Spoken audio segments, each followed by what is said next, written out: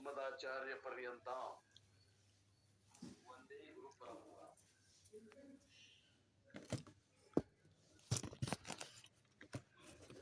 ವೇದಾಂತ ಗುರು ಪರಂಪರೆಗೆ ಹಣೆ ಬಳಿದು ಎಲ್ಲ ಗುರುಗಳ ಸಂಪ್ರದಾಯಕ್ಕೆ ನಮಸ್ಕರಿಸಿ ನಮ್ಮೆಲ್ಲರ ಹೃದಯದಲ್ಲಿ ಬೆಳಗುತ್ತಿರುವ ಪರಾತ್ಪರ ಶಿವರೂಪಕ್ಕೆ ವಂದಿಸುತ್ತಾ ಇವತ್ತಿನ ಕಠೋಪನಿಷತ್ತಿನ 2ನೇ ವಲ್ಲಿಯ 22ನೇ ಮಂತ್ರವನ್ನ ನೋಡೋಣ.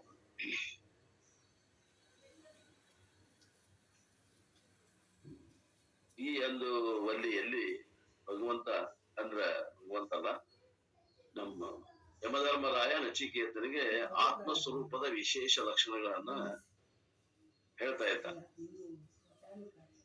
ಆತ್ಮನನ್ನು ಅರಿಯುವುದರಿಂದ ಶೋಕವನ್ನು ದಾಟಬಹುದು ಎಂಬುದನ್ನು ಹೇಗೆ ಎಂಬುದನ್ನು ತೋರಿಸಿಕೊಡ್ತಾನೆ. ನೋಡ್ರಿ, ಬಹಳ ಇಂಪಾರ್ಟೆಂಟ್. ಕೇವಲ ಆತ್ಮನನ್ನು ಅರ್ಥ ಸಾಕು, ಏನು ಮಾಡೋದು ಬೇಕಾಗಿಲ್ಲ. ಯಾವ ಕರ್ಮ, ಯಾವ ಹೋಮ ಹವನ ಯಾವ ಬೇಕಾಗಿಲ್ಲ. ಕೇವಲ ಆತ್ಮನಲ್ಲಿ ಅರಿಯುವುದರಿಂದ ಶೋಕವನ್ನು ದಾಟ್ತೀವಂತ. ಅತ್ಯಂತ ದುಃಖದ ನಿವೃತ್ತಿ, ಪರಮಾನಂದ ರೂಪ ಪ್ರಾಪ್ತಿ ರೂಪ ಮೋಕ್ಷವನ್ನು ನಮ್ಗೆ ಬಂದ್ಬೇಕಂದ್ರೆ ಕೇವಲ ಆತ್ಮಜ್ಞಾನದಿಂದ ಆಗ್ತದೆ. ನ ಕರ್ಮಣ ನ ಪ್ರಜಯ ಧನೇನ ತ್ಯಾಗೇನೇಕೆ ಅಮೃತತ್ವ ಮಾನಶವು ಹೇಳ್ತದ ಶ್ರುತಿ ಬೇರೆ ಕಡೆ, ನಾರಾಯಣ ಉಪನಿಷತ್ತು.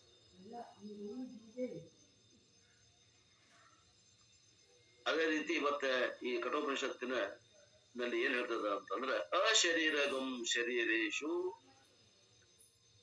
ಅನವಸ್ಥಿತು ಅವಸ್ಥಿತಂ ಮಹಾತ್ಮ ಮಹಾಂತಂ ವಿಭುಂ ಆತ್ಮಾನಂ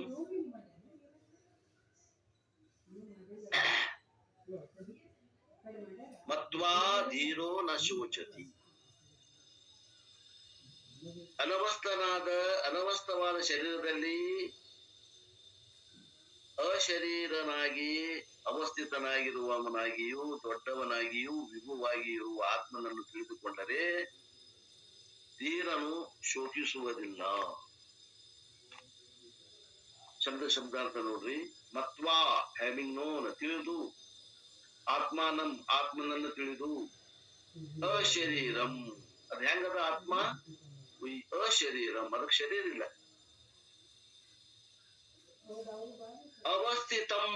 ಅವಸ್ಥಿತಂ ಅಂತಂದ್ರೆ ಅರ್ಥ ಅದು ಯಾವಾಗಲೂ ಶಾಶ್ವತವಾಗಿರುವುದು. ಅವಸ್ಥೆ ಯಾವಾಗಲೂ ಶಾಶ್ವತ ಇರಲ್ಲ, ಅದು ಅವಸ್ಥೆ ಬದಲಾವಣೆ ಆಗುದು.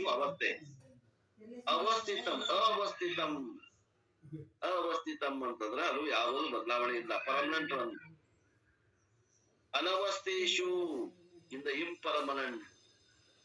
ಇದು ಪರ್ಮನೆಂಟ್ ಇನ್ ದ ಇಂಪರ್ಮನೆಂಟ್ ಅಂದ್ರೆ ಬದಲಾವಣೆ ಆಗುತ್ತಿರುವಂತಹ ಈ ಒಂದು ವಿಶ್ವದಲ್ಲಿ ಬದಲಾವಣೆ ಆಗದೆ ಇರುವಂತಹ ತತ್ವ ಯಾವುದು ಅಂದ್ರೆ ಅದು ಆತ್ಮತತ್ವ. ಶರೀರೇಶು ಬಾಡೀಸ್, ಈ ಶರೀರದಲ್ಲಿ ಏನು ಬದಲಾವಣೆ ಆಗದೆ ಇರುವುದು ಐತಲ್ಲ, ಅದೇ ಆತ್ಮನನ್ನು ಯಾರು ಗುರುತಿಸ್ತಾರೋ ಅವರು ಶೋಕವನ್ನು ದಾಟುತ್ತಾರೆ. ಹೆಂಗದ?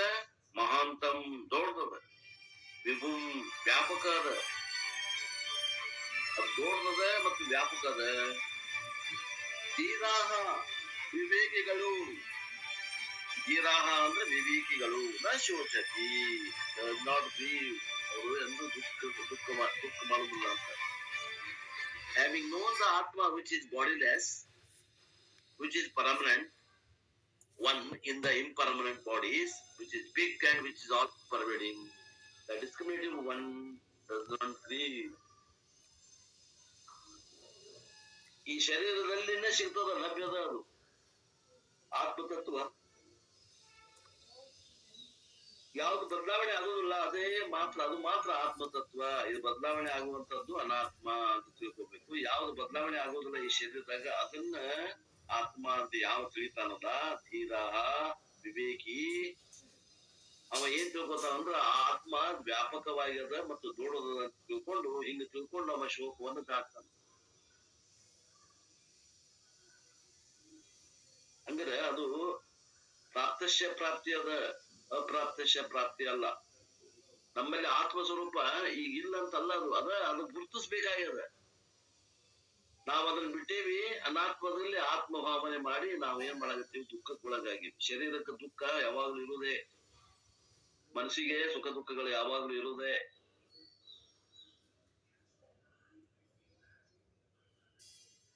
ಮನಸ್ಸು ನಾನಾಗಿ ಶರೀರ ನಾನಾಗಿ ಎಂದೂ ಸುಖ ಹೊಂದಕ್ ಬರುದಿಲ್ಲ, ತಿಳ್ಕೊಂಡ್ಬಿಡಿ. ಆತ್ಮ ನಾನಾಗಿ ಎಂದೂ ದುಃಖ ಹೊಂದಕ್ ಬರುದು, ಅದನ್ನು ತಿಳ್ಕೊಂಡ್ಬಿಡಿ ಅಂತಾರ.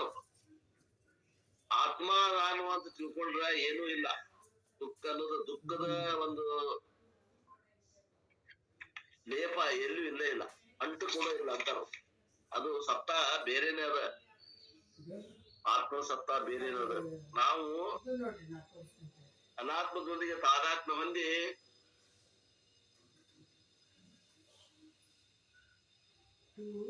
ಅನಾತ್ಮಕ ದುಃಖ ಆಗಿದ್ದಾಗ ನನಗ ದುಃಖ ಆತು ಅಂತ ಭಾವ ಮಾಡ್ತೇವಿ.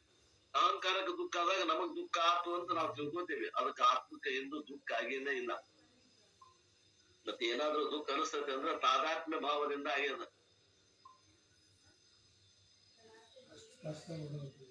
ತಾದಾತ್ಮ್ಯ ಅಂದ್ರೆ ಗೊತ್ತೈತಲ್ಲ, ತಾನು ಅನ್ನದ್ರಲ್ಲಿ ತಾನು ಅನ್ನುವಂತ ಭಾವ ಮಾಡ್ಯಾರ. ಒಂದು ಉದಾಹರಣೆ ಹೇಳ್ಬೇಕು ಅಂದ್ರ,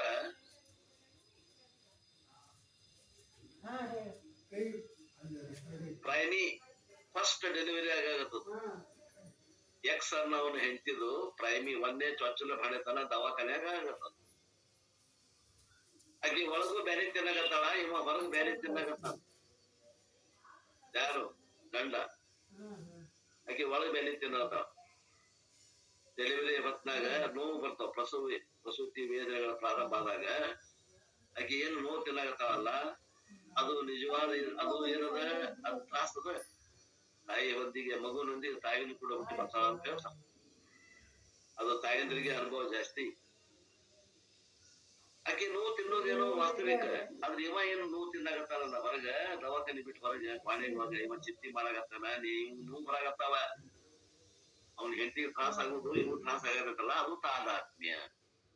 ಹಂಗ ಆತ್ಮನಿಗೆ ನೋವು ಇಲ್ಲ ಅಂದ್ರೂ ಕೂಡ ಅವ ತಾದಾತ್ಮ್ಯ, ದೇಹದೊಂದಿಗೆ ಸಂಬಂಧ ಇಟ್ಕೊಳ್ಳೋದ್ರಿಂದ ತಾದಾತ್ಮ್ಯ. ನಾನು ಅಂತ ತಿಳ್ಕೊಳ್ಳೋಣ. ನಾವು ಇನ್ನೂ ಉದಾಹರಣೆ ಹೇಳ್ಬೇಕಂದ್ರ, ತಾದಾತ್ಮ್ಯ ಬಗ್ಗೆ ಇನ್ನೊಂದು ಉದಾಹರಣೆ ಹೇಳ್ಬೇಕಂದ್ರ, ನಾವೊಂದು ಮನಿ ಕಟ್ಸಿವ್, ಹೊಸ ಮನಿ ಕಟ್ಸಿವ್. ನಾವು ಇರುವಕ್ಕಿಂತ ಸ್ವಲ್ಪ ಹೆಚ್ಚಿಗೆ ಬಾಡಿಗೆ ಬರ್ಲಿ ಅನ್ನೋ ಉದ್ದೇಶಕ್ಕೂ ಮನಿ ಕಟ್ಟಿವಿ. ಬಾಡಿಗೆ ಕೊಡಾಕ ಹೊಸ ಮನಿ ಕಟ್ಟಿ ಪೇಂಟ್ ಗೀಟ್ ಬರೆದು ಓಪನಿಂಗ್ ಮಾಡಿ, ಬೇರೆಯವ್ರು ಯಾರೋ ಬಂದ್ರು ಯೋಗ್ಯ ಅನಿಸ್ತು, ಬಾಡಿಗೆ ಕೊಟ್ಟಿವಿ. ಅವ ಬಾಡಿಗೆ ಮನಿ ಅವ ಏನ್ ಮಾಡಾಕತ್ತಾನ, ಬಾಡಿಗೆ ಕೊಟ್ಟಾವ, ಅಲ್ಲಿ ಮಳಿ ಹೊಡ್ಯಾಗತ್ತಾನ ಗಾಡ್ಯಾಗ. ಅವ್ ಫೋಟೋ ಫಿಕ್ಸ್ ಮಾಡಾಕ ಮಳಿ ಹೊಡ್ಯಾಗತ್ತಾನ. ಅವ ಮಳಿ ಹೊಡಿತಾ ಇರೋದು ಗಾಡಿ ಹೊಡ್ಯಾಗತ್ತಾನ. ಇವಾಗ ಹೊರತು ಬೇರೆ ಬೀಳಾಗತ್ತಾವ ಅಂದ್ರ ಇವ್ರಿಗೆ ಮನಸ್ಸಿಗೆ ಹೊಟ್ಟು ಬೀಳಾಗತ್ತಾವು, ಹೃದಯಕ್ಕೆ ಹೊಟ್ಟು ಬೀಳಾಗತ್ತಾವ. ಅವ ಹೆಂಗ್ ಒಂದು ಎಣಿ ಒಂದು ಇದು ಸುತ್ತೋಡಿ ಹತೋಡಿಯಿಂದ ಹೊತ್ತ ಹಾಕ್ತಾರ, ಹೊರತ ಗಾಡಿ ಬೀಳ ವಾಲು ಇವನ್ ಎದೆಯಾಗಿ ಬೀಳಾಗತ್ತಾವು. ಇದತ್ತ ಆದ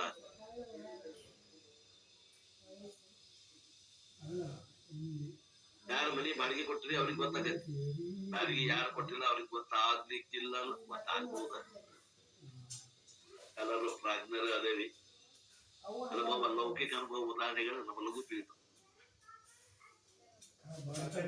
ಅಂದ್ರೆ ನಮಗೆ ಏನು ದುಃಖ ಆಗಾಗತೈತಿ, ಇದು ತಾದಾತ್ಮ್ಯ ಭಾವದಿಂದ ಆಗಾಗತೈತಿ ಅಂತ ತಿಳ್ಕೊಬೇಕು ನಾವು. ಅಂದ್ರೆ ತಾದಾತ್ಮ್ಯ ತಗೋಬೇಕಂದ್ರೆ ಏನು ಅಂದ್ರೆ ಆತ್ಮನಾತ್ಮ ವಿವೇಕದಿಂದ ಅವನ ಬೇರೆ ಬೇರೆ ಮಾಡ್ಬೇಕು ಎಂದು ಕೂಡ ಬಿಡಬಾರ್ದು. ಉಳಾಕ್ ಬಿಟ್ರಿ ಅಂದ್ರೆ ಮತ್ತು ನೋವು ಆಗೋದ. ಏನ್ ಇಷ್ಟು ವೇದಾಂತ ಅಭ್ಯಾಸ ಮಾಡಾಕ್ತಿವಿ, ಇನ್ನ ನೋವು ಹೋಗಿಲ್ಲಲ್ಲ ಅನ್ಬಹುದು. ನಿಧಿಧ್ಯಾಸನ ಪರಿಪಕ್ವ ಅಂತಃಕರಣಕ್ಕ ನೋವು ಆಗೋದಿಲ್ಲ.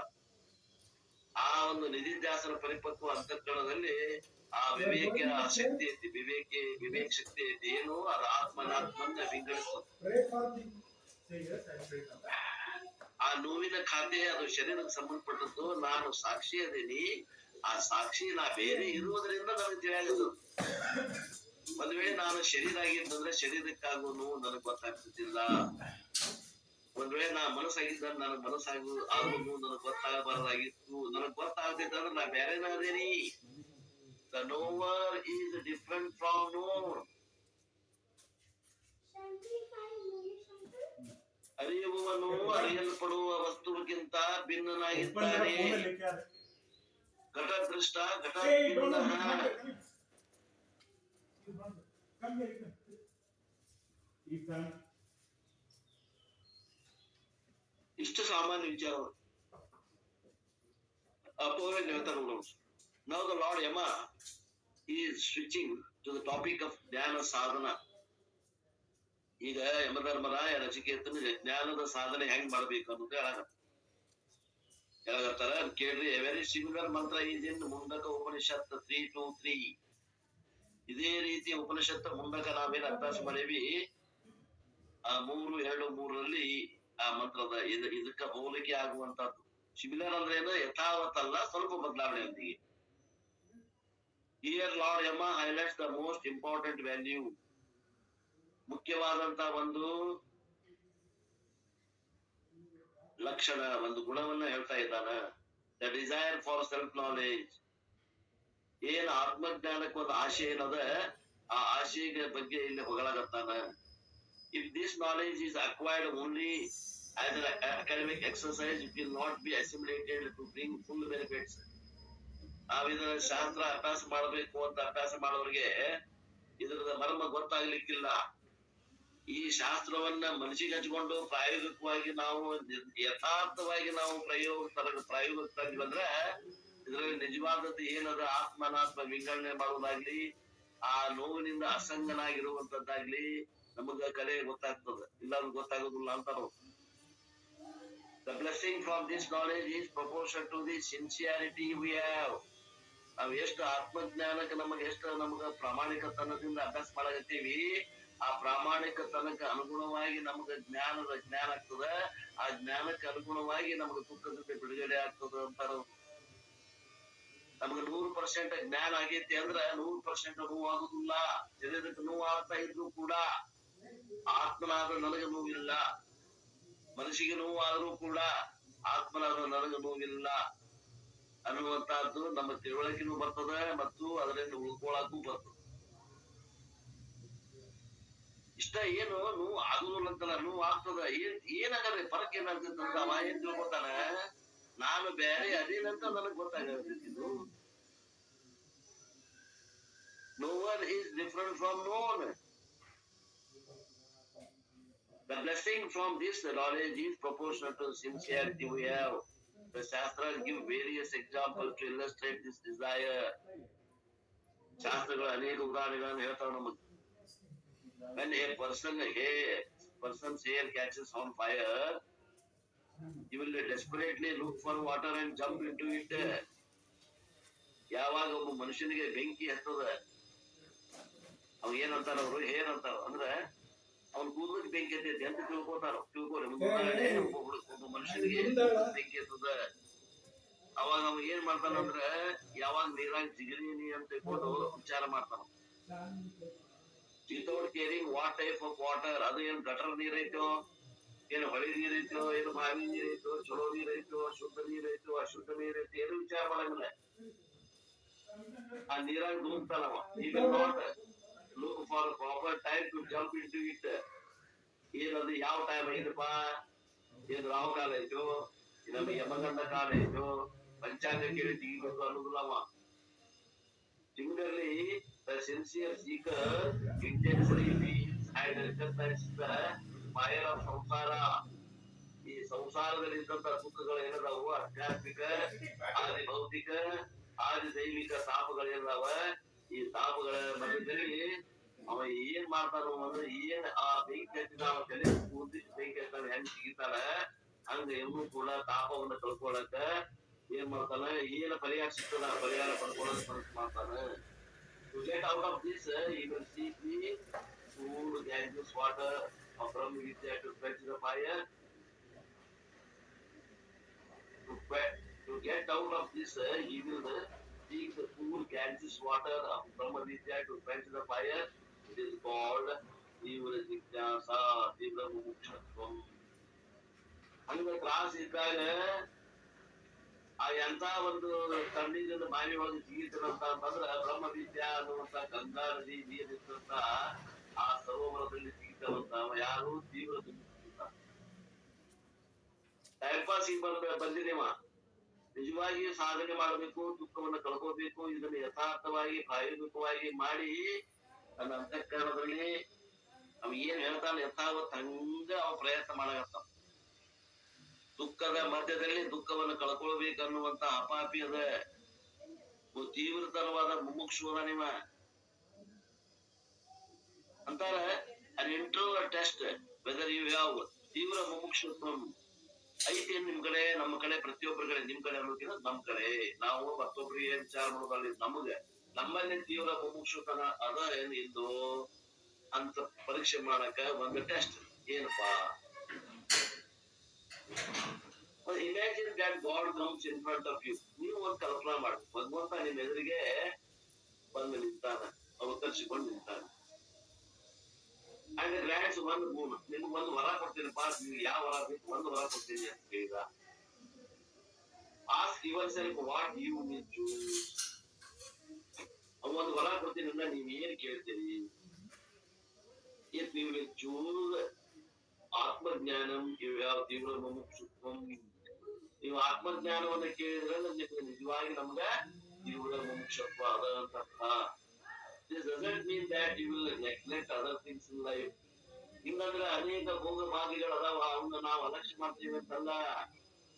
But they become subject to ಆತ್ಮಜ್ಞಾನ. ನಮ್ಗೆ ಏನ್ ಪ್ರಮುಖವಾಗಿ ಏನ್ ಬೇಕು? ಮೊದಲ ಆತ್ಮಜ್ಞಾನ ಬೇಕು. ಆತ್ಮಜ್ಞಾನ ಬೇಕಾದ ನಂತರ ಮತ್ತೆ ಒಂದು ಸಬ್ಜೆಕ್ಟ್ ಬೇಡ. ನಮಗೆ ಊಟ ಬೇಡ, ದುಡ್ಡಿ ಬೇಡ, ಕಪಡ ಬೇಡ, ಮಕಾನ್ ಬೇಡ, ಬೇಕು. ಆದ್ರೆ ಮುಖ್ಯವಾಗಿ ಏನ್ ಬೇಕು? ಮುಮುಕ್ಷತ್ವ ಅಂದ್ರೆ ಏನು? ಮೋಕ್ಷ ಬೇಕಾಗಿಲ್ಲ, ಆತ್ಮಜ್ಞಾನ ಬೇಕಾಗಿ. ಇಟ್ ಇಸ್ ಕಾಲ್ಡ್ ಆತ್ಮವರ್ಣಂ ಇನ್ ದಿಸ್ ಮಂತ್ರ. ಆತ್ಮವರ್ಣಂ, ಇದಕ್ಕೇನ್ ತೀವ್ರ ಮುಮುಕ್ಷತ್ವ ಅಂತ ಅನ್ನೋದು ಏನದ? ಈ ಮಂತ್ರದೊಳಗ ಆತ್ಮವರ್ಣಂ ಅಂತ ಶಬ್ದ ಬಂದಿತ್ತು. ಆತ್ಮವರ್ಣಂ ಅಂತಾರವರು. This is like swayamvara of old times. ಹಳೆಯ ಕಾಲದಾಗ ಸ್ವಯಂವರ ಮಾಡ್ತಿದ್ರು ರಾಜ. ತಮ್ಮ ಮಕ್ಕಳಿಗೆ, ಹೆಣ್ಮಕ್ಳಿಗೆ ಮದುವೆ ಮಾಡ್ಬೇಕಂದ್ರೆ ಸ್ವಯಂವರ ರಚನೆ ಮಾಡ್ತಿದ್ರು. ಇಲ್ಲಿ ಕೂಡ ಸ್ವಯಂವರ ಇದ್ದ ಹಾಗೆ ಅಂತಾರೆ. The princess chooses the desired prince as a mate. ಆ ರಾಣಿ ರಾಜಕುಮಾರಿ ತನಗೆ ಬೇಕಾದಂತ ಯುವಕರನ್ನ ಆಕೆ ತನ್ನ ಗಂಡನಾಗಿ ರಾಜಕುಮಾರನಾಗಿ ಸ್ವೀಕಾರ ಮಾಡುವಂತ ಸ್ವಾತಂತ್ರ್ಯ ಏನಿತ್ತಲ್ಲ, ಅದಕ್ಕೆ ಸ್ವಯಂವರ ಅಂತ. Similarly, we have a lot of goals and choices in this world. ಅದೇ ರೀತಿ ನಮಗೂ ಕೂಡ ಅನೇಕ ಆಶೆಗಳು, ಆಕಾಂಕ್ಷೆಗಳು ಅದಾವ ಈ ಜಗತ್ನಾಗ. If we choose Atmajnanam as my mate, it is called Atmavaranam. ನಾವು ಆತ್ಮನೇ ಬೇಕು. ಈಗ ನೋಡ್ರಿ, ಆತ್ಮನೇ ಬೇಕು ನನಗ ಅಂತ ಉಳಿದಕ್ಕಿಂತ ಹೆಚ್ಚಿಗೆ ಮೊದಲು ಏನ್ ಬೇಕು? ಆತ್ಮಜ್ಞಾನವೇ ಬೇಕು ಅಂತ ನಾವು ಕೂತ್ಕೊಂಡ್ರೆ ನಾವು ಏನಾಗ್ತೇವಿ? ತೀವ್ರ ಮುಮುಕ್ಷು ಅಂತ ಅಭ್ಯರ್ಥಿಗಳಾಗ್ತೀವಿ. ಅದಕ್ಕೆ ಇಲ್ಲಿ ಶಬ್ದ ಏನಂತಾರವರು? ಆತ್ಮವರ್ಣ ಅಂತ. Only with this intense desire, all other sadhanas will fructify. ಮೊದಲು ನಮ್ಗೆ ಇದು ಇತ್ತಪ್ಪ ಅಂದ್ರೆ ತೀವ್ರತರವಾದ ಮುಮುಕ್ಷತ್ವ ಇತ್ತಂದ್ರ ಉಳಿದ ಬೇಡಿಕೆಗಳು ಕೂಡ ನಮ್ಗ ಫಲ ಕೊಡ್ತಾವ. ಆಲ್ ದ ಅದರ್ ಸಾಧನಾದ ಮೀನಿಂಗ್ಫುಲ್ ಓನ್ಲಿ ಬೈ ಮುಮುಕ್ಷತ್ವ. ಉಳಿದ ಸಾಧನೆಗಳಿಗಿಂತ ಇದು ಏನದ, ಇದನ್ನ ಮೊದಲು ಕೇಳಿದ್ರೆ ಉಳಿದು ಎಲ್ಲ ಸಿಗ್ತಾವ. ಉಳಿದು ಯಾವ್ರಿ? ಸೆಕೆಂಡರಿ ಸಾಧನ ಪ್ರವಚನಂ, ವೇದ ಅಧ್ಯಯನಂ. ಶಂಕರಾಚಾರ್ಯ calls it ವೇದ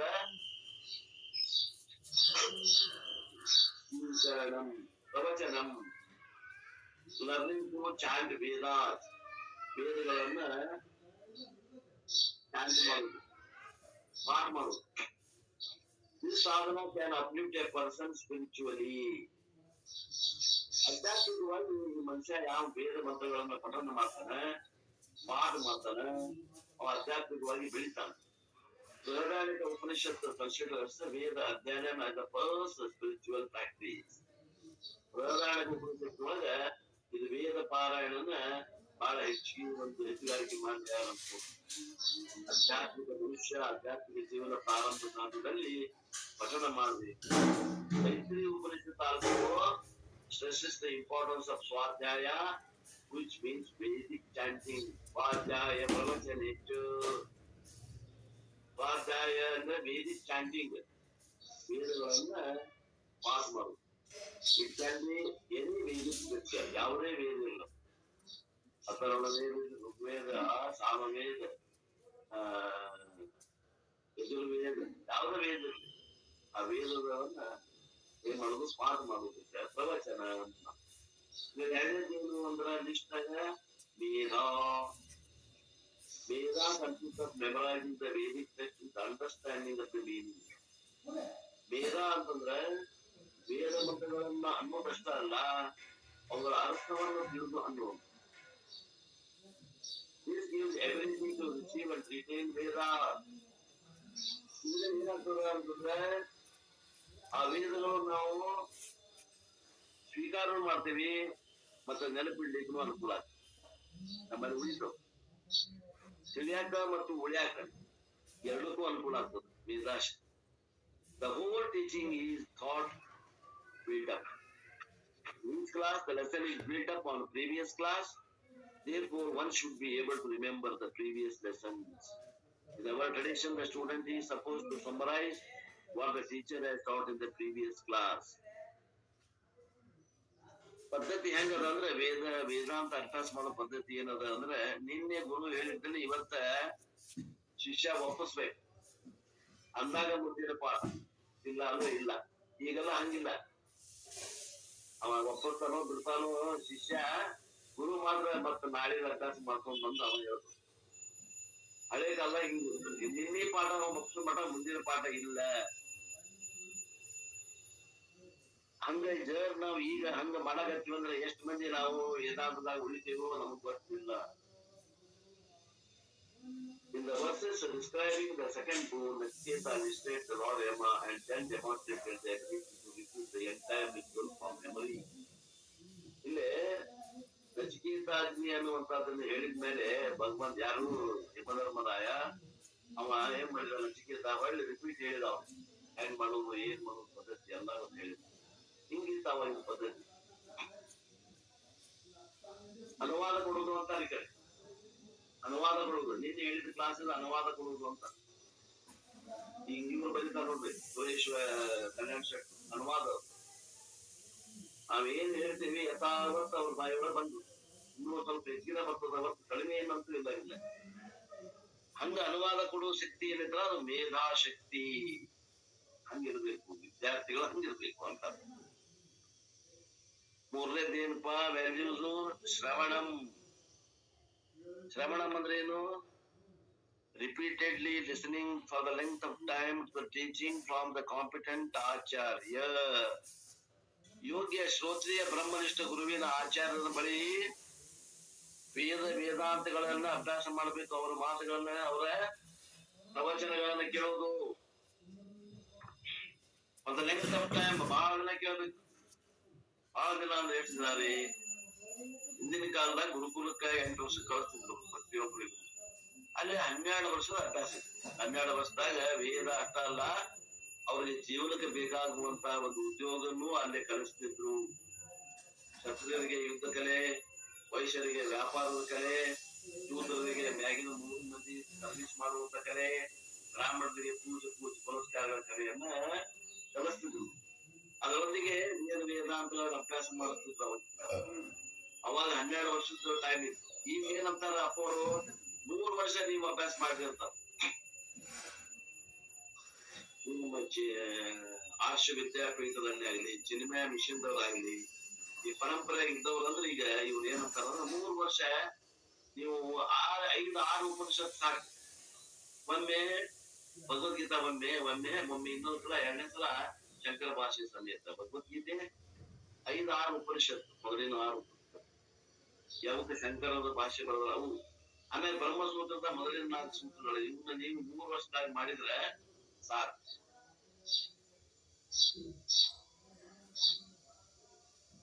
ಮೋರ ನೆನಪ ನಮ್ಮ ಸಂಸಾರಸ್ಥರಿಗೆ ಮೋಕ್ಷಕ್ಕ ಇಷ್ಟು ಸಾಕಂತಾವ.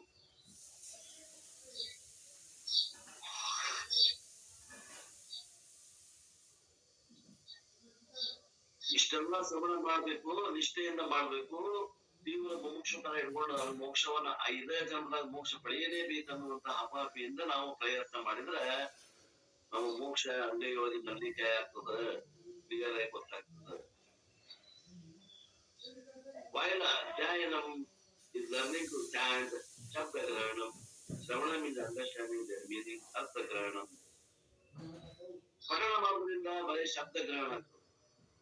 ಈ ಶ್ರವಣದಾಗ ಏನಾಗ್ತದ ಅರ್ಥ ಗ್ರಹಣ ಆಗ್ತದ. ಆದ್ರಿಂದ ಶ್ರವಣದಾಗ ಏನಾಗಬೇಕು, ಶಬ್ದನೂ ಗ್ರಹಣ ಆಗಬೇಕು, ಅರ್ಥನೂ ಗ್ರಹಣ ಆಗಬೇಕು. All these three sadhanas will be fruitful only when the seeker pursues Atma with intense desire. ಮೂರು ನಿಮ್ಗೆ ಆಗ್ಬೇಕು ಅಂದ್ರೆ ನಾವು ತೀವ್ರತರವಾದ ಮುಮುಕ್ಷುಗಳಿಗೆ ಮಾತ್ರ ಸಾಧ್ಯದ. ಏನೋ ಚಂದ ಅನಿಸ್ತದ, ಟೈಮ್ ಪಾಸ್ ಯಾವಾಗಾರ ಒಂದ್ ಬರ್ಕೊಂತ ಹೋಗ್ತೀವಿ ಅಂದ್ರೆ ಆಗೋದಿಲ್ಲ. ಬಾಳೆ ಬದುಕ್ ಮಾಡಕ್ ಎಷ್ಟು ನಾವು ತ್ರಾಸ ತಗೋತೀವಿ ಅದಕ್ಕಿಂತ ಹೆಚ್ಚಿಗೆ ತ್ರಾಸ ತಗೋಬೇಕಂತ. ಯಾಕ ಇದು ಮೋಕ್ಷ ಆಗೋದು ಅದು ಇವತ್ತಿಂದ ನಾಳೆ ಕೆಟ್ಟ ಹೋಗುವಂತ ಸಂಸಾರಕ್ಕೆ ನಾವು ಎಷ್ಟು ಬಡದಾಡ್ತೀವಿ. ಯಾವಾಗ್ಲೂ ಕಾಯಂ ಇರುವಂತ ಸ್ಥಿತಿಯನ್ನ ಪಡಿಬೇಕು. ಇದಕ್ಕೆ ಯಾಕೆ ಪ್ರಯತ್ನ ಮಾಡಬಾರ್ದು? ಇದಕ್ಕೆ ಎಷ್ಟು ಪ್ರಯತ್ನ ಮಾಡ್ಬೇಕು ವಿಚಾರ ಮಾಡ್ರಿ. ಬಹಳ ಪ್ರಯತ್ನ ಆಗಬೇಕಂತ, ಪ್ರಯತ್ನ ಮಾಡ್ಬೇಕು ಅಂತ. ಆತ್ಮ will reveal its nature only to such a seeker. ಈ ಆತ್ಮ ತನ್ನ ಸ್ವರೂಪವನ್ನ ಇಂಥ ಒಬ್ಬ ಸಾಧಕನಿಗೆ ಅದು ಮೈ ಬಿಚ್ಚಿ ತೋರಿಸ್ತದ. ಆತ್ಮ ಅಂದ್ರೆ ಏನು, ಅವನಲ್ಲೇ ಮಿಸ್ಟೇಕ್ ಇಲ್ಲ, ಆತ್ಮನಲ್ಲಿ ನಮ್ಮಲ್ಲಿ ಎಷ್ಟು ಹಪಾಪಿ ಅನ್ನೋದು ನೋಡ್ತದ. ಹಂಗಾದ್ರೆ ನೋಡಿ ಶಬ್ದ ಇದು. ಆತ್ಮ will reveal to its nature only to such a seeker. In other words, he will gain ಆತ್ಮಜ್ಞಾನಂ effortlessly. ಆ ತೀವ್ರತರವಾದ ಹಪಾಪಿ ಮುಮುಕ್ಷತ್ವ ಇದ್ದಾಗ ಆತ್ಮಜ್ಞಾನ ಆಗ್ತದ.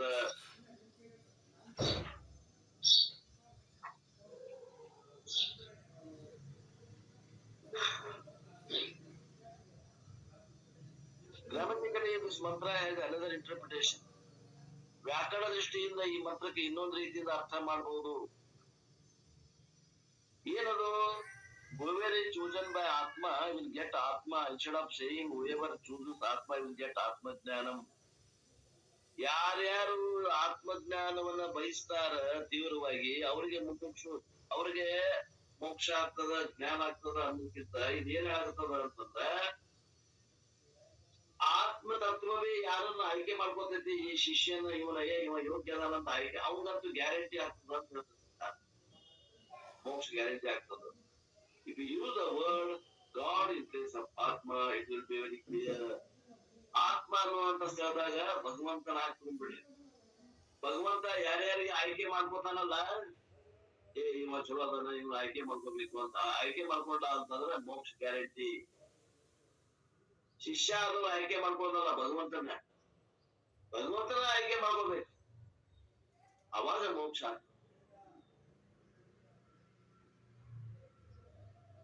ಅಂತಾರಲ್ಲ ಬಸವಣ್ಣ ವಚನದಾಗ ಒಂದು ವಚನ ಐತಿ.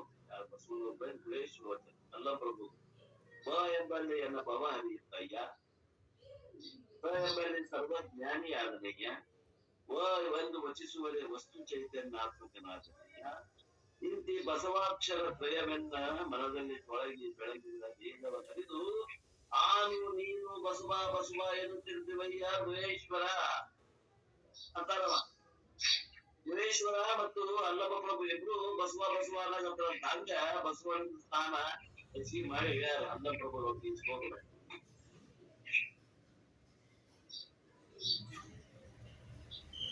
ಭಗವಂತನ ಆಯ್ಕೆ ಮಾಡ್ಬೇಕು ನಾವು.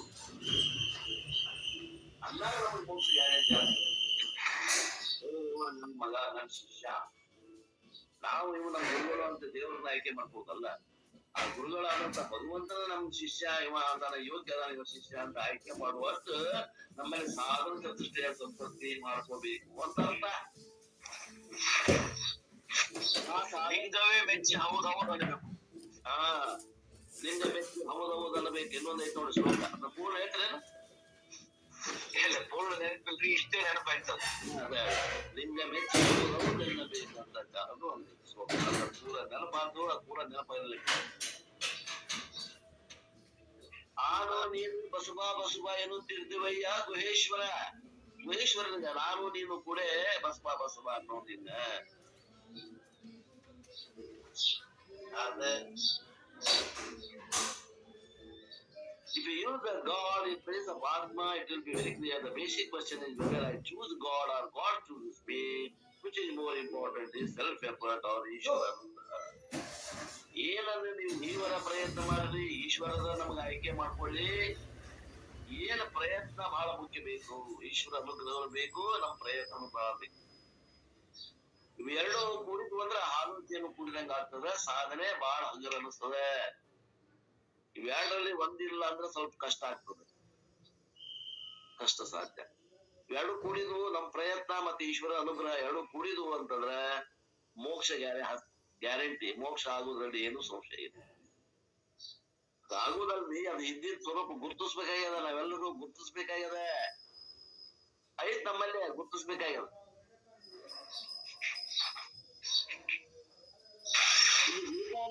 Always emphasise self effort. ನಾವು ವೇದಾಂತದೊಳಗ ಆತ್ಮಜ್ಞಾನಕ್ಕ ಸ್ವತಃ ಪ್ರಯತ್ನಕ್ಕೆ ನಾವು ಹೆಚ್ಚು ಬೆಂಬಲ ಕೊಡ್ತೀವಿ ಅಂತ. If you say God chooses a person, it certainly means that he is partial. ಅಂದ್ರೆ ಭಗವಂತ ಆಯ್ಕೆ ಮಾಡ್ಕೊತಾನ ಅಂತಂದ್ರ ಆ ಭಗವಂತನಿಗೂ ರಾಗದ್ವೇಷ ಅದಾವಲ್ಲ ಅಂತ ನಾವು ಅನ್ಬಹುದು. ಆ ಭಗವಂತಗೆ ರಾಗದ್ವೇಷಗಳು ಇಲ್ಲ. ಆದ್ರಿಂದ ಏನಂತ ತಿಳ್ಕೋಬೇಕು ಅಂದ್ರೆ ನಮಗ ತೀವ್ರತರವಾದಂತ ಒಂದು ಸಾಧನೆ ಮಾಡ್ಬೇಕು, ಛಲ ಬೇಕು ಅಂತ.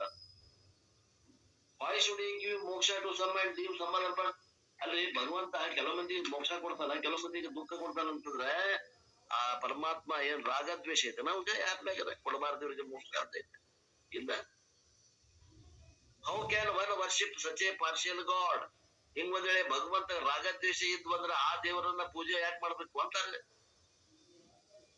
Therefore we emphasize self effort. ಆದ್ರಿಂದ ವೇದಾಂತದೊಳಗ ನಾವೇನಂತೀವಿ ಅಂದ್ರೆ ನಮ್ಮ ಪ್ರಯತ್ನನ ಹೆಚ್ಚಿಗೆ ಮಾಡ್ಬೇಕು ಹೊರತು ಭಗವಂತನಿಂದ ನಾವು ಅಪೇಕ್ಷೆ ಮಾಡೋದು ಕಮ್ಮಿ ಮಾಡ್ಬೇಕು. ನಮ್ಮ ಪ್ರಯತ್ನ ಹೆಚ್ಚಿಗೆ ಮಾಡ್ಬೇಕು, ಅದು ತಾನೇ ಬರ್ತದೆ. ನಾವು ಭಗವಂತ ಕಡೆ ಒಂದ್ ಹೆಜ್ಜೆ ಹೋದ್ವ, ನಾವು 10 ಹೆಜ್ಜೆ ಬರ್ತಾನ್ರಿ. ನಾವು ಒಂದ್ ಹೆಜ್ಜೆ ಕಿತ್ತಳಕ್ ಒಲಿವಲ್ಲ. ಮನೆಗೆ ಬಂದ ವೇದಾಂತದಲ್ಲಿದ್ದಂತ ರಹಸ್ಯಗಳನ್ನ ಹೇಳಕತ್ತಾನ. ಇಷ್ಟ ಅರೇಂಜ್ಮೆಂಟ್ ಮಾಡ್ಕೊತಾನ.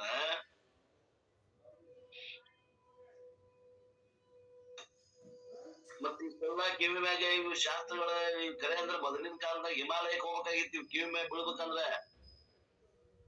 ಈಗ ಯೂಟ್ಯೂಬ್ ನಾಗ ಸಿಕ್ಬಿಡ್ತಾವ, ಎಷ್ಟ್ ಬೇಕಷ್ಟು ಮನ್ಯಾಗ.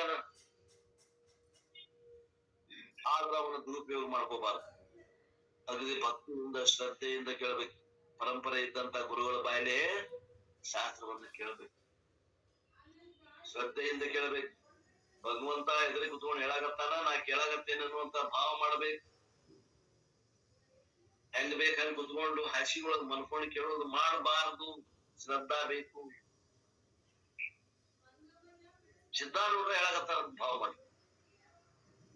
ಸ್ವಾಮಿ ವಿವೇಕಾನಂದ್ರ ಹೇಳಾಕತ್ತಾರಂತ ಭಾವ ಮಾಡಿ. ಶಂಕರಾಚಾರ್ಯ ಹೇಳಾಕತ್ತಾರ, ಪಾಪ ಶಂಕರಾಚಾರ್ಯರು ಹೇಳಾಕತ್ತಾರ ಭಾವ ಮಾಡಿ. ಶಂಕರರ ಭಾಷೆನೇ ಇದೆ.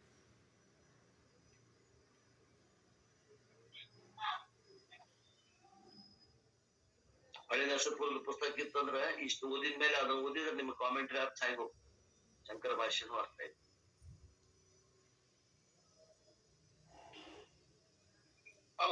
ಅವರವರ ಭಾವಕ್ಕೆ ಅವರವರ ಭಕ್ತಿಗೆ ಅವರವರ ತರನ ಈ ರೀತಿ ಅನಿಸಿ ಹೋಗಿ ಅಂತ ಹೇಳಿ ಬಸವಣ್ಣವ್ರದ್ದು ಒಂದು ವಚನ ಐತ್ರಪ್ಪ.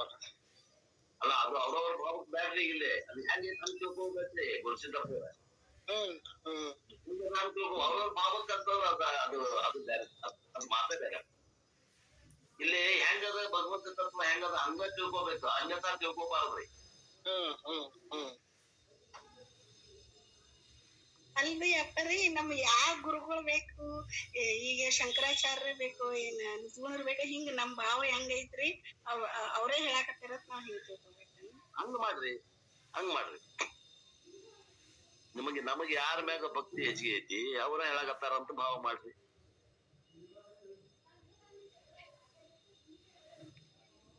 ಅಂದ್ರೆ ಪರಂಪರಾ ಗುರುಗಳು ಇರ್ಬೇಕು ಇಷ್ಟ ರೀ.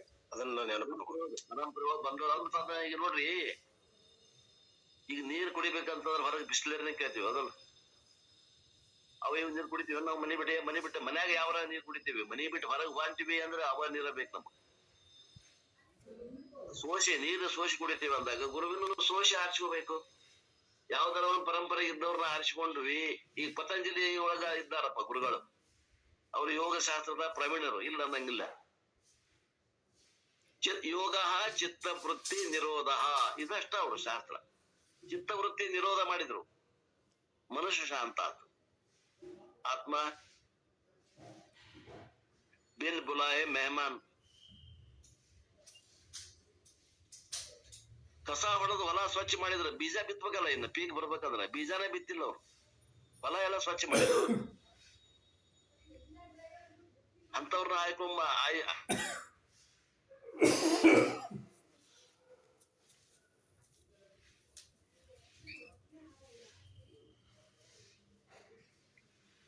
ಆಸನಗಳ ಬೇಕು.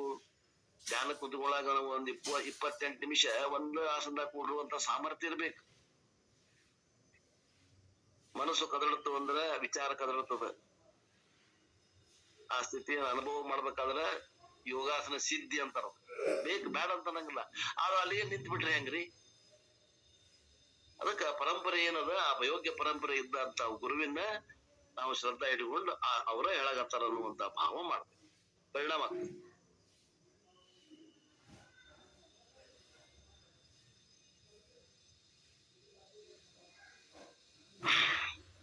ಶಿವಪುತ್ರಪ್ಪರು ಬರೆದಂತ, ದೊಡ್ಡ ಶಿವಪುತ್ರಪ್ಪರು ಬರೆದಂತ ನಿಜಗುಂಡ್ರ ಟೀಕಾ ಗ್ರಂಥಗಳನ್ನ ಓದ್ಬೇಕಾದ್ರ ಸಿದ್ಧಾರೂಢರ ಕುಂತ ಹೇಳಾಗತ್ತಾರ ಅನ್ನುವಂತ ಭಾವ ಮಾಡ್ರಿ, ಹೆಂಗ್ ಆಗ್ತದ ನೋಡ್ರಿ.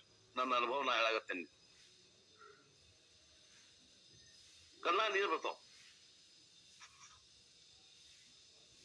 ಆನಂದ ಬಾಷ್ಪ ಬರ್ತಾವ, ತಿಳಿದಂಗ ಆನಂದ ಆಗ್ತದ. ಅಷ್ಟ್ ಚಂದ ಬರ್ದಾರ, ಅಷ್ಟ್ ಚಂದ ಅವ್ರು ಹೇಳ್ಯಾರ. ಭಾವ ಮಾಡ್ಬೇಕು. Emphasise self effort. ನಮ್ದು ಪ್ರಯತ್ನ, ಸ್ವತಃ ಪ್ರಯತ್ನ ಬೇಕಂತ. 2ನೇ ಸ್ಥಾನದಾಗ ಈಶ್ವರ ಅನುಗ್ರಹ ಇರ್ಲಿ, ಬ್ಯಾಡ ಅನ್ನಂಗಿಲ್ಲ. 2ನೇ ಸ್ಥಾನಕ್ಕೆ ಕೊಡ್ರಿ. ಮೊದಲ ಸ್ವಂತ ನಮ್ ಪ್ರಯತ್ನ ಬೇಕು. ಎಷ್ಟು ನಮ್ದು ಎಫರ್ಟ್ ಐತಿ, ಸ್ವಂತ ಪ್ರಯತ್ನ ಐತೋ, ಈಶ್ವರ ಅನುಗ್ರಹ ಕೂಡ ಅಷ್ಟೇ ಕೆಲಸ ಮಾಡ್ತದ. That is why we emphasise prayer before we start any endeavour. ಏನಾದ್ರೂ ಒಂದು ಹೊಸ ಕೆಲಸ ಮಾಡ್ಬೇಕಾಗಿತ್ತಪ್ಪ, ಅಸಾಧ್ಯವಾದದ್ದು ಸಾಧನೆ ಮಾಡ್ಬೇಕಾಗಿತ್ತಂದ್ರ ದೇವರ ಪ್ರಾರ್ಥನೆ ಮಾಡ್ತೀವಲ್ಲ, ಪರಮಾತ್ಮನ ಅನುಗ್ರಹ ಬೇಕಂತ ಮಾಡ್ತೀವ, ಬ್ಯಾಡ ಅಂತ ಮಾಡ್ತೀವಿ, ಬೇಕಂತ ಮಾಡ್ತೀವಿ. Why is effort emphasised more than ಈಶ್ವರ ಅನುಗ್ರಹ? The Vedanti knows that God's grace is always there and it is up to him to tap it. ಅಂತಾರ ಭಗವಂತನ ಅನುಗ್ರಹ ಯಾವಾಗಲೂ ಐತಂತ ಸ್ಟಾಕ್. ಬರೀ ಅದ್ ನಳ ಓಪನ್ ಮಾಡೋದಷ್ಟೇ ಕೆಲಸ ನಮ್ದು. ಆ ಭಗವಂತನ ಅನುಗ್ರಹ ಹರಿದು ಬರ್ತದೆ. ಆ ನಳ ಓಪನ್ ಮಾಡೋದ್ರ ಅರ್ಥ ಏನು? ನಮ್ ಪ್ರಯತ್ನ ನಾವು ಪ್ರಾರಂಭ ಮಾಡ್ಬೇಕು. ಪ್ರಯತ್ನ ನಾವು ಮಾಡಿದ್ ಬಂದ್ರೆ ಈಶ್ವರ ಅನುಗ್ರಹ ಆ ನಳದ ಮೂಲಕ ಹರಿದು ಬರ್ತದೆ. Therefore, Shankaracharya interpret that the seeker chooses God and not the other way around. ಅಂತಾರ ಶಂಕರಾಚಾರ್ಯ ಏನಂತಾರಪ್ಪ ಅಂತಂದ್ರ, ಯಾವ ಭಕ್ತ ಅದನ ಅವ ಪರಮಾತ್ಮನ ಆಯ್ಕೆ ಮಾಡ್ಕೋತಾನ ಹೊರತು ಭಗವಂತ ಇಂಥವ್ರನ್ನ ಆಯ್ಕೆ ಮಾಡ್ಬೇಕು, ಇಂಥವ್ರ ಆಯ್ಕೆ ಮಾಡಬಾರ್ದು ಅನ್ನುವಂತ ಭಾವ ಭಗವಂತನಿಗಿಲ್ಲ. ಇದಕ್ಕೇನ ಮಟ್ಟ ಏನೋ ಇದ್ರದ್ದು ಅರ್ಥ ಏನೋ? ತೀವ್ರತರವಾದ ಮುಮುಕ್ಷತ್ವ. ನಾವೇನ್ ಮಾಡ್ತೀವಿ? ನಾವು ಮಾಡಾಕ್ ಬಂದ್ವಿ, ಮತ್ತೊಬ್ಬರ ಮೇ ಹಾಕ್ತಿವಿ. ಕಲಿಕ ಅವ್ರ ದೇವರದ್ದು ಸಿಗಂಗಿಲ್ಲ ಇವ್ರ ಕೈಯಾಗ. ಗುರುವಿನ ಮೇ ಅವ್ರ ಗುರುಗಳು ಹಂಗದ, ತಮ್ಮ ಬೇಕಾದವ್ರಿಗೆ ಬೇರೆ ಹೇಳ್ತಾರ, ನಮಗೊಂದ್ ನಮ್ಮಲ್ಲಿ ಬೇರೆ ಹೇಳ್ತಾರ ಅಂತ. ಹಂಗಿರುವುದೇ ಇಲ್ಲದ. ಆ ಪರಂಪರೆ ಬಂದವ್ರು ಹಂಗಿರುವುದೇ ಇಲ್ಲ. ಅವರು ಈ ಏನ್ ಪರಂಪರೆದ ಇಲ್ಲದವ್ರು ಏನದಾರಲ್ಲ, ಜಾತಿ ಗುರುಗಳು ಅದಾರಲ್ಲ, ಅವ್ರು ಮಾಡ್ತಾರ. ನಮ್ ಜಾತಿ ಅವ್ ಬಂದ್ರ ಅವ್ನ್ ವಿಶೇಷ, ರೊಕ್ಕಿದ್ದವ್ ಬಂದ್ರ ಅವ್ ಇನ್ನೊಟ್ಟು ವಿಶೇಷ, ಬಡವ ಬಂದ್ರ ಅವ್ ಏನು ಕೊಡಂಗಿಲ್ಲ, ಅವ್ ಏನಿಲ್ಲ. ಈ ರೀತಿ ತಾರತಮ್ಯ ಮಾಡೋ ಗುರುಗಳು ಬೇರೆ. ಅವ್ರಿಗೆ ಕುಲಗುರುಗಳು ಅನ್ಬಹುದು, ನಾವು ಜಾತಿ ಗುರುಗಳು ಅನ್ಬಹುದು. ಆದ್ರೆ ವೇದಾಂತದಲ್ಲಿ ಏನ್ ಗುರುಗಳಾಗಿರ್ತಾರ ಅವ್ರು ಯಾರಿಗೂ ತಾರತಮ್ಯ ಮಾಡುದಿಲ್ಲ.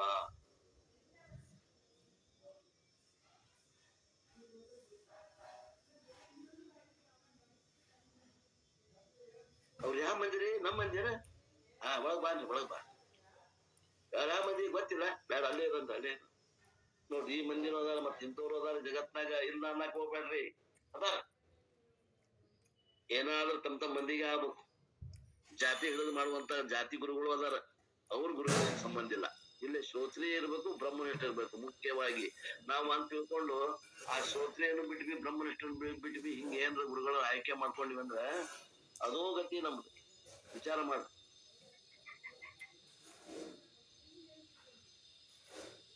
ಸಾಧನೆಗಾಗಿ ಹೇಳಕತ್ತಾನ ಭಗವಂತ, ಯಾರು ಯಮಧರ್ಮರಾಯ ಮುಂದೆ ಹೇಳ್ತಾನ ನೋಡ್ರಿ.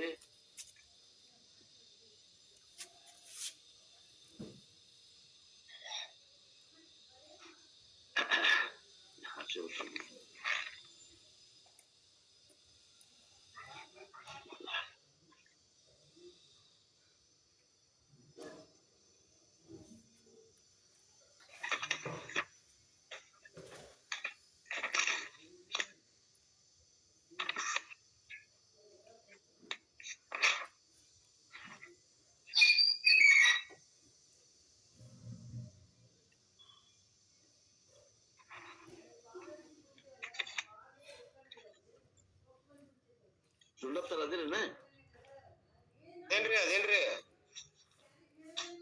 ಇದು ತಪ್ಪ ನಮ್ದು. 22ನೇ ಶ್ಲೋಕ 33 ಕೇಳ್ಬಿಟ್ಟು ನನ್ನ ಡಬಲ್ ಪೇಜ್ ಬಂದ್ವ ನೀವು? ಇಲ್ಲ ಬರೋಬರಿ ಐತಿ. ಬರೋಬರಿ ಐತೆ. ಈಗ ನಾಯಮಾತ್ಮ ಪ್ರವಚೇನ ಲಭ್ಯ ಅದ್ರ ಹೌದು 23 ಬಂತ ಈಗ. ಅದ ನಾವ್ ಅಲ್ಲೇ ಇದು ಮಾಡಿದ್ವಿ. ಎಲ್ಲಿ ಬಂದದು?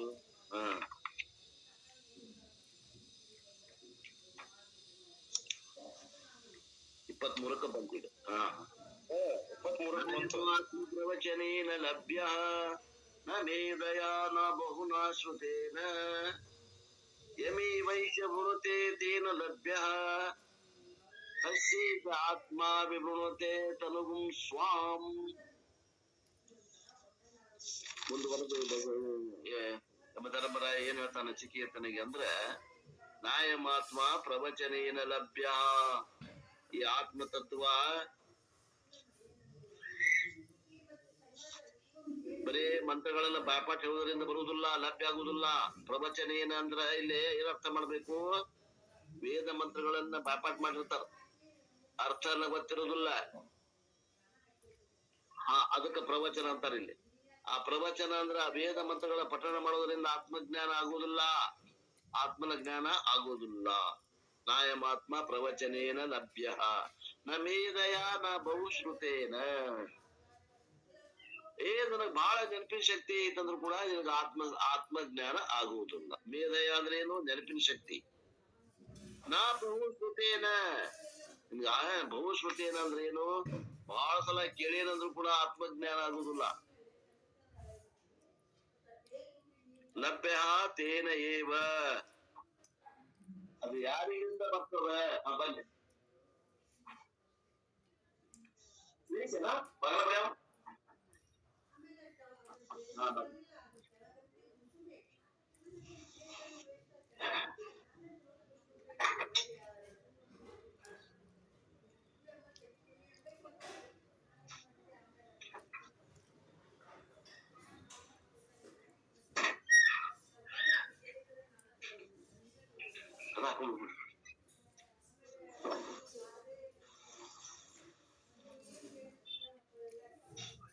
It is attained by him only whom Esha, the Atma chooses.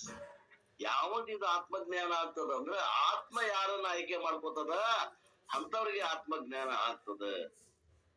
ಏಷ ಆತ್ಮ ವಿವೃಣತೆ, ಅವನಿಗೆ ಆತ್ಮ ತನ್ನ ಸ್ವರೂಪವನ್ನ ಹೇಳಿಕೊಡ್ತದ. ಸ್ವಾಂ ತನೂನ್, ತನ್ನ ಸ್ವಭಾವವನ್ನ.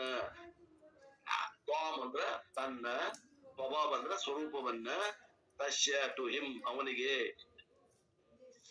ಈ ಆತ್ಮಜ್ಞಾನವು ಬರೇ ಮಂತ್ರ ಪಠಣ ಹೇಳೋದ್ರಿಂದ ಆಗೋದಿಲ್ಲ. ಆದ್ರೆ ಬರೇ ಮೇಧಾಶಕ್ತಿ ಅಂದ್ರೆ ನೆನಪಿನ ಶಕ್ತಿ ಇದ್ದರಿಗೂ ಸಾಧ್ಯ ಆಗುದಿಲ್ಲ. ನಾರ್ತ್ ರಿಪಿಟೇಷನ್ ಬಹಳ ಸಲ ಕೇಳ್ಯಾರಪ್ಪ, 10 ಸಲ ಕೇಳ್ಯಾರ ಅಂದ್ರೆ ಅವಗೂ ಸಾಧ್ಯ ಆಗುದಿಲ್ಲ. ಆದ್ರೆ ಯಾರಿಗೆ ಆಗ್ತೈತಿ ಅಂದ್ರೆ, ಯಾರಿಗೆ ಆತ್ಮವೇ ಇವನ್ನ ಆಯ್ಕೆ ಮಾಡ್ಕೊತದ ಅವಾಗ ಆತ್ಮಜ್ಞಾನ ಆಗವೇ ಇರುವುದಿಲ್ಲ ಆಗ್ತದ. ಅವನಿಗೆ ಆತ್ಮ ತನ್ನ ಸ್ವರೂಪವನ್ನ ತಿಳಿಸಿಕೊಡ್ತದ ಅನ್ನುವಂತ ಮಂತ್ರವನ್ನ ಹೇಳ್ಕೊಂತ ಬಂದ್ವಿ. ನಮ್ಗೆ 24ನೇ ಮಂತ್ರ. 24ನೇ ಮಂತ್ರದಾಗ 959 ಇನ್ನೊಂದು ಮಂತ್ರವನ್ನು ಓದಿ ಹೇಳ್ತಾರೆ.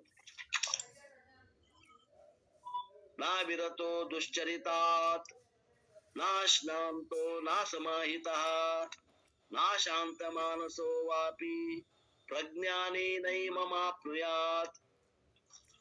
ದುರಾಚಾರನನ್ನು ಬಿಡದಿರುವವನು, ಶಾಂತನಲ್ಲದವನು, ಸಮಾಧಾನವಿಲ್ಲದವನು, ಮನಃಶಾಂತಿ ಇಲ್ಲದವನು, ಇವರು ಯಾರೂ ಈ ಪ್ರಜ್ಞಾನದಿಂದ ಇವನನ್ನು ಪಡೆಯಲಾರರು. ಏನಂತಾರ ನೋಡಿ, ಯಾರ್ಯಾರಿಗೆ ಪಡಿತಾರ ಅಂತ ಹೇಳಿದ್ಮ್ಯಾಗ ಯಾರಿಗೆ ಪಡೆಯುವುದಿಲ್ಲ ಅನ್ನುವಂತ ಮಾತನ್ನು ಹೇಳ್ಬಿಟ್ಟು ಅವಿರತಃ ದುಶ್ಚರಿತ ಅಂದ್ರೆ ದುಶ್ಚರಿತ್ರದ ದುರಾಚಾರ ಇದ್ದವನಿಗೆ ಆತ್ಮವಿದ್ಯೆ ಬರುವುದಿಲ್ಲ. ಆಚಾರ ಒಳ್ಳೆ ಆಚಾರ ಇರ್ಬೇಕು. ನ ಅಶಾಂತ ನಾರ್ one who lakhs sense control. ಇಂದ್ರಿಯ ನಿಗ್ರಹ ಇಲ್ಲ, ಅವನಿಗೆ ಆತ್ಮಜ್ಞಾನ ಆಗುವುದಿಲ್ಲ. ನವ ಅಶಾಂತ ಮಾನಸ ನಾರ್ one who lakhs mind control. ಇಂದ್ರಿಯ ನಿಗ್ರಹ ಇರಬೇಕು. ಆಮೇಲೆ ಇನ್ನೊಂದೇನು, ವಿಷಯ ನಿಗ್ರಹ ಇರಬೇಕು ಮತ್ತು ಇಂದ್ರಿಯ ನಿಗ್ರಹ ಇರಬೇಕು. ಮನಸ್ಸಿನ ಕಂಟ್ರೋಲ್ ಇರಬೇಕು. ಶಮ ಮತ್ತು ದಮ.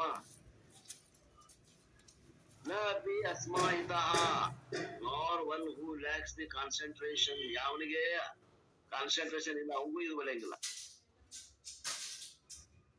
ಮನುಷ್ಯನ ಏಕಾಗ್ರತೆ ಬೇಕು. ಇದು ಆತ್ಮಜ್ಞಾನ ಆಗ್ಬೇಕಲ್ಲ. Apriyat can attain enam this atma through knowledge. ಇವೆಲ್ಲ ಇರಬಾರ್ದು. ಬರೀ ಜ್ಞಾನದಿಂದ ಮಾತ್ರ ಇದು ಸಾಧ್ಯ. ಆತ್ಮನನ್ನ ಪಡಿಲಿಕ್ಕೆ ಪ್ರಜ್ಞಾನದಿಂದ ಇವನನ್ನು ಪ್ರಜ್ಞಾನದಿಂದ ಇವನನ್ನು through knowledge can attain. Neither the one who has not withdrawn from the bad conduct, nor the one who lacks sense control, nor the one who lacks mind control, nor the one who lacks concentration can attain this Atma through knowledge. ಯಾವ ಇಲ್ಲದವ ಆತ್ಮಜ್ಞಾನವನ್ನ ಪಡಿಲಿಕ್ಕೆ ಸಾಧ್ಯನೇ ಇಲ್ಲ. ಇವೆಲ್ಲವೂ ಬೇಕು ಅಂತ some more sadhanas are highlighted in this verse. ಇಲ್ಲಿ ಏನು ಸಾಧನಗಳು ಹೇಳತ್ತಾನಪ್ಪ ಅಂತಂದ್ರ, ಒಂದೇದು ಮೊರಾಲಿಟಿ, ನೈತಿಕತೆ. An immoral student cannot benefit from Vedantic study. ನೈತಿಕ ಮಟ್ಟ ಇಲ್ಲದೆ ಇದ್ದವರು ವೇದಾಂತವನ್ನು ಅಭ್ಯಾಸ ಮಾಡಿದ್ರೆ ಅದರಿಂದ ಏನೂ ಲಾಭ ಇಲ್ಲ. He may take up the Vedanta for his PhD thesis and may even become a professor, but he will get moksha only if he is morally a sound person. One should give up the immoral way of life. ನೋಡ್ರಿ ಅಂತಾರೆ, ಯಾರೋ ಒಬ್ಬ ಇದನ್ನ ಅಭ್ಯಾಸ ಮಾಡ್ಬೇಕಂತ ತಿಳ್ಕೊಂಡು PhD ಮಾಡಿ professor ಆಗಿ ಪಗಾರ ತಗೋಬಹುದು, ಮೋಕ್ಷ ಆಗುದಿಲ್ಲ. ಅವನಲ್ಲಿ ನಡತೆ ಒಳ್ಳೇದಿಲ್ಲ ಅಂದ್ರೆ ಮೋಕ್ಷ ಆಗುದಿಲ್ಲ. ಪಾಠ ಮಾಡ್ಬೋದು ಕಾಲೇಜಿನ, ಪಗಾರ ತಗೋಬಹುದು, ಆದ್ರೆ ಮೋಕ್ಷ ಆಗುದಿಲ್ಲ. ಹೆಕ್ ಮಜಾ ಅದ ನೋಡ್ರಿ. ಅವನ ಬಾಯಲ್ಲಿ ಮೋಕ್ಷ ಆಗ್ಬೋದ? ಮತ್ತೆ ಅಧಿಕಾರಿಗಳಿದ್ರಂದ್ರೆ ಅವನ ಬಾಯಲ್ಲಿ ಪ್ರವಚನ ಕೇಳಿದವರು ಅವ್ರಿಗೆ ಮೋಕ್ಷ ಆಗ್ಬೋದು, ಇವಾಗ ಮೋಕ್ಷ ಆಗುದಿಲ್ಲ. ದುಶ್ಚರಿತ್ರ ಇದ್ದಂತಂದ್ರೆ ಅವ್ರಿಗೆ ಮೋಕ್ಷ ಆಗುದಿಲ್ಲ. ಹೇಳಕಷ್ಟ ಕಲ್ತಾನವ.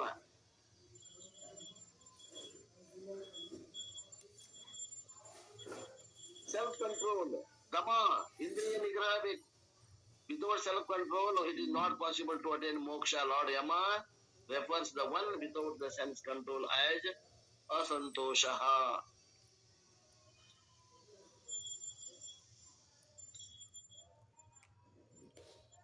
ಇಂದ್ರಿಯಗಳನ್ನ ಕಂಟ್ರೋಲ್ ಮಾಡುವಂತದ್ದು ದಮ ಬೇಕು. ಮುಂದೆ ಏನ್ ಬೇಕು? ಫೋಕಸ್ಡ್ ಮೈಂಡ್, ವ್ಯವಸಾಯಾತ್ಮಕ ಬುದ್ಧಿ. He must have control over the mind. ಅಶಾಂತಸ್ಯ ಕುತಃ ಸುಖಂ, ಮನುಷ್ಯ ನಿಗ್ರಹ ಬೇಕು. He must have clear direction. ಸಮಾಹಿತಃ ತತ್ವಬೋಧ calls it chitta samadhanam. Ashtanga yoga is meant for developing these values. Patanjali ಅಷ್ಟಾಂಗ ಯೋಗ ಏನ್ ಮಾಡ್ತದ? ಮನಸ್ಸನ್ನ ನಿಗ್ರಹ ಮಾಡ್ತದ. ಯಮ ಅಂಡ್ ನಿಯಮ ಹೆಲ್ಪ್ ಡೆವಲಪ್ ಮಾರಲ್ ಲೈಫ್. ಯಮ ಮತ್ತು ನಿಯಮಗಳು ಏನ್ ಮಾಡ್ತಾವ? ನೈತಿಕ ಮಟ್ಟವನ್ನು ಹೆಚ್ಚಿಸಲಿಕ್ಕೆ ಸಹಾಯಕ ಅದಾವ. ಆಸನ ಪ್ರಾಣಾಯಾಮ ಪ್ರತ್ಯಾಹಾರ ಏನ್ ಮಾಡ್ತಾವ? ಇವು ಮೂರು ಅವು ಸೆನ್ಸ್ ಕಂಟ್ರೋಲ್ ಮಾಡ್ತಾವ, ದಮವನ್ನ ಮಾಡ್ತಾವ. ಧಾರಣ ಧ್ಯಾನ ಸಮಾಧಿ ಏನ್ ಮಾಡ್ತಾವ? ಮನಸ್ಸನ್ನ ನಿಗ್ರಹ ಮಾಡ್ತಾವ. Without these four values, a person cannot assimilate the knowledge. This is the essence of this mantra. ಅಷ್ಟಾಂಗದಾಗ ಏನದಾವ ಅಷ್ಟು ಇದ್ದಾಗನ ಆತ್ಮಜ್ಞಾನ ಆಗ್ತದೆ. ಆದ್ರ ಅದು ಅಲ್ಲಿಗೆ ನಿಂತು ಬಿಡೋದಲ್ಲ, ಚಿತ್ತ ವೃತ್ತಿ ನಿರೋಧ ಮಾಡಿ ಬಿಡೋದಲ್ಲ, ಮುಂದೆ ಸಾಧನೆ ಐತಿ.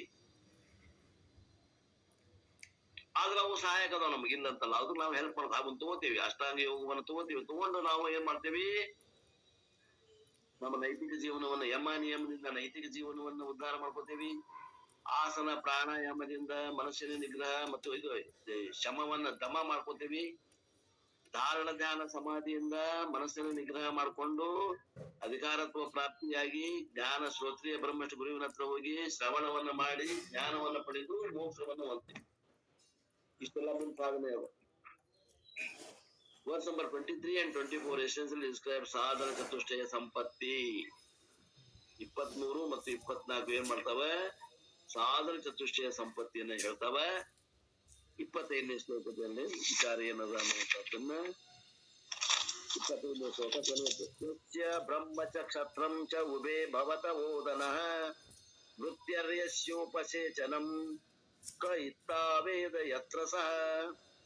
ಯಾವನಿಗೆ ಬ್ರಹ್ಮವು ಕ್ಷತ್ರವೋ ಎರಡು ಅನ್ನವಾಗಿದ್ದವೋ, ಅವನಿಗೆ ಮೃತ್ಯು ಉಪ್ಪಿನಕಾಯಿ ಆಗಿರುವುದು ಅವನು ಎಲ್ಲಿ ಎಂಬುದನ್ನು ಹೀಗೆ ಯಾವನು ಅರಿತಾನು ಅಂತಿಕೊಂಡು ಮತ್ತ ಆ ಮಂತ್ರದ ಅರ್ಥವನ್ನು ಮತ್ತೆ ನಾಳೆಗೆ ನೋಡೋಣ, ವಿಸ್ತಾರವಾಗಿ ನೋಡೋಣ ಅನ್ನುವಲ್ಲಿಗೆ ಇವತ್ತಿನ ಈ ವಾಕುತ್ತೇವೆಯನ್ನು ಗುರುಪಾದಕ್ಕೆ ಕಳಿಸಿ ನನ್ನ ಬಾಣಿಗೆ ವಿರಾಮ.